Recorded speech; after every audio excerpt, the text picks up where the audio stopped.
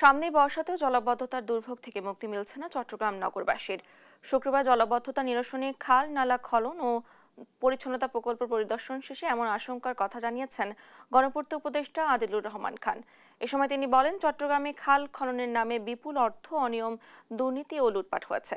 এছাড়া Chittagong city corporation প্রকল্পের জন্য 21টি খাল পরিষ্কারের জন্য এই বছর 10 কোটি টাকা বরাদ্দ দেওয়া হয়েছে বলেও জানান তিনি। উপদেষ্টার সঙ্গে ছিলেন সিটি মেয়র ডাক্তার সাদাত হোসেন।